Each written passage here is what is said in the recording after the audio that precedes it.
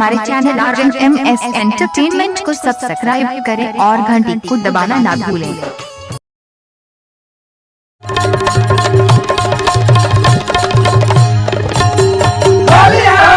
हल्ला गुल्ला बंद करो कि सुनो हमारा वाणी जी। सत्य है जी।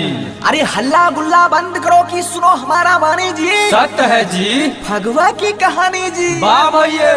अरे कलयुग में एक ऐसा तरस देखा, बंदर दूहे गाय जी। सत्य है जी। कलयुग में एक ऐसा तरस देखा, बंदर दूहे गाय जी। सत्य है जी। छाली काट जमीन में डाला, दूध बनारस जाए जोगीरा।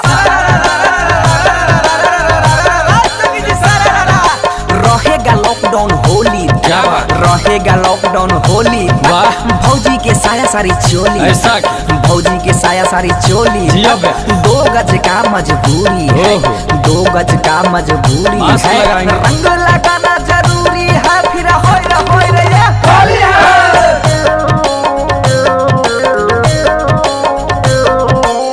बह के रा पूरा बाला पट के मरलक, पछिया के सूख गेलै पसीनिया के हौता।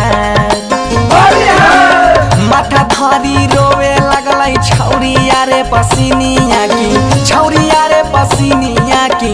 मरी गेलै ओकर रोजागा।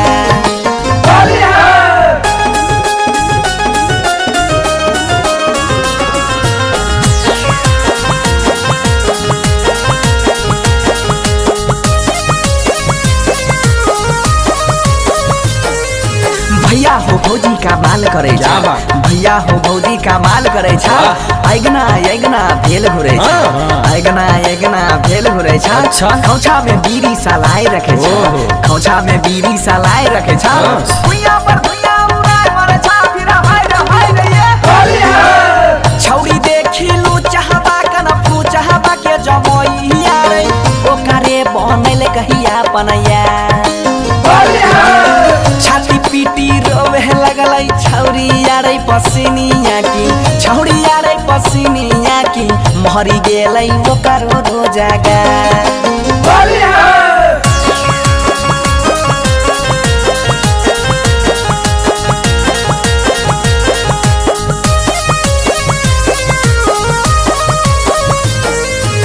पिए खातिर पहुँचे लगलै लफुअन के टोली यारे, चखना में मांगै छैया चाय। महुआ बेची बेची छौरी बचल कोई जाति यारे, बचल कई जाति यारे। लुटि लेलकै फगुआ के लहा। माथा धरी रोवे लगलै छौरी यारे पसीनिया की, छौरी यारे पसीनिया की। मरी गेलै ओकर रोजागा।